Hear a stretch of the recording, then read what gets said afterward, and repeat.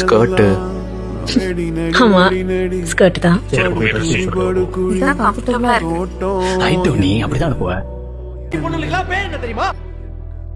வருஷத்துல ஒரு தடவை கல்ச்சுரல்ஸ்க்கு எனக்கு பிடிச்ச ட்ரெஸ் போட்டுட்டு போறது அவ்வளவு பெரிய தப்பாமா? ஆமாடி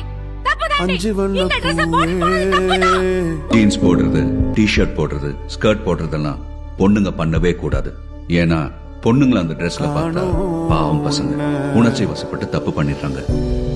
கொஞ்சம் ஃப்ளெக்சிபிளா இருக்கணும். எதுக்கு சார் ரூம் கூப்பிடுறீங்க? Will you sleep with me? Sir இவன் கூட படுத்தாதான் வேலை தருவானா? எனக்கு மட்டும் தான் இந்த மாதிரி மெசேஜ் அனுப்புவீங்களா இல்ல எல்லா பொண்ணுக்கும் அனுப்புவீங்களா? திடீர்னு எடுத்து கட்டி போட்டுட்டு விடவே இல்லை சார்.